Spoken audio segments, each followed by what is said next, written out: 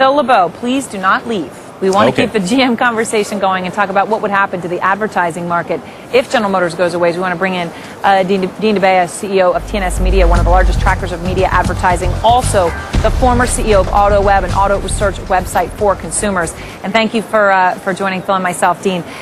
Good morning. Now, it's no surprise to anyone in advertising, whether they're in newspapers, magazines, or particularly local media, General Motors is not spending as much money as it used to anymore. Right. If GM were to, let's say, file for Chapter 11, what would happen to their advertising? Well, it's a good question. Just as the GM has a systemic effect on the economy, it'll have a systemic effect on the advertising industry, literally rippling through the many layers. They spend about $2 billion a year on advertising. It's been fairly steady year over year, but there's many changes coming up from GM. They've talked about getting out of the Oscars and getting out of the Super Bowl ads, and that's really for the first time in about 13 years they decided to pull out of the Super Bowl. So it'll have a very systemic effect on what's going on in the advertising industry, but also, guys, it'll be some opportunity buying on a supply and demand basis for TV. There'll be some people that'll be showing up in ads that probably have never advertised before. Like who? Oh, like industries that like to spend money targeting the consumers. For instance, the financial services group, even though it's a down sector, there's a lot of appeal to reach out to consumers now in these uncertain times, and also a lot of the telecom providers. So people still like to use cell phones. Even though demand of consumer buying is down, there are still opportunities to reach out to them. But you're right, bottom line, it's having an impact on the more expensive media, and you're going to see a couple of things happen.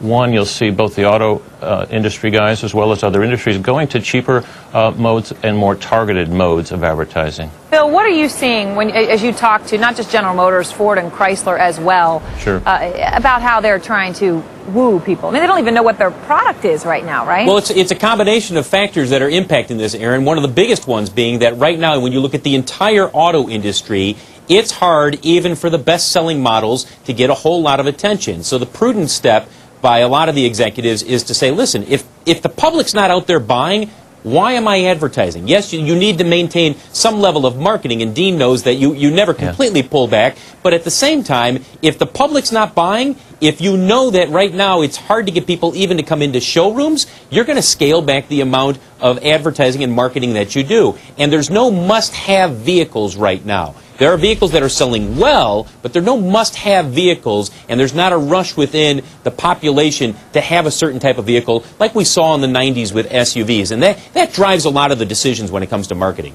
Phil, Dean, thanks very much to both of you. You're welcome. Thanks for having us. You bet. And we're going to